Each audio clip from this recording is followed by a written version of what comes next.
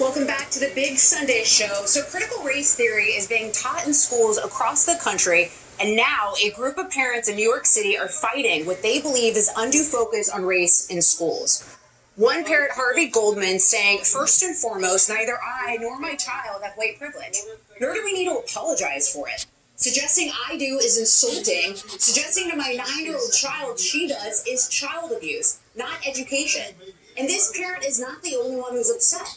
So has the new woke culture gone too far in America?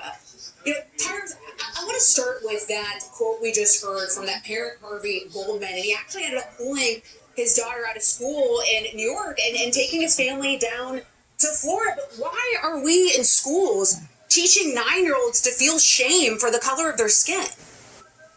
Well, first of all, there's just no place for it in the education system. It's supposed to be a melting pot of ideas, and you try to stick with facts. The name of the class alone I have an issue with as a former teacher. Critical racial theory, which means it's an important idea or an opinion. It's what someone is pushing their beliefs on you. It's no different if you would have taken race part out and put religion in. I would have an issue with that.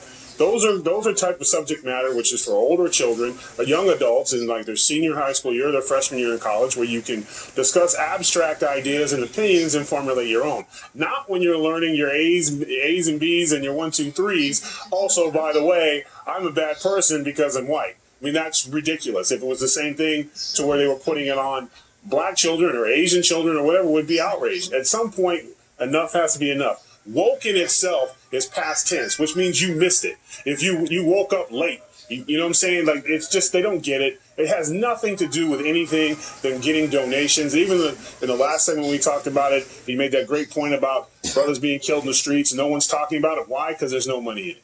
And because they can't get donations for it. And it's the same thing with the education system. They're coming with these radical, untested, stupid ideas, shove it down the schools, and the school superintendents get nervous and scared because they don't want to be called they're racist, because racism is the new comma. Doesn't matter if you disagree with me. Anyone in this panel who don't agree with me, I'll just say you're racist, and someone will tell me how proud of them they are of me for standing up for myself, and then ask me if I have a GoFundMe page. I mean, that's really what it's come down to, and there's no place for it in education at all. What grades did you teach? I didn't know you were a teacher. Oh, yeah. I had awesome. 3rd through 5th graders and substitute history. So, yeah, I had the little monsters, and I got them in line. But I stuck to the facts. I have no doubt, my friend. Trace, I want to play this clip, this soundbite from Vivek Ramaswamy from Fox and Friends this morning. I just think he lays it out so clearly. Let's listen to this. Well, look, in the name of anti-racism, there is a new form of racism spreading like wildfire across the country. And it is anti-white racism on its face. It tells white kids that they're inherently privileged, that they need to confess for their sin.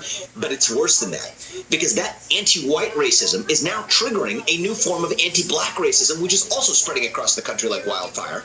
And we now end up in this vicious cycle where even kids are taught to see each other not on the basis of the content of their character, but on the basis of the color of their skin, setting back 60 years of progress since the Civil Rights Revolution. It's sick and it needs to end.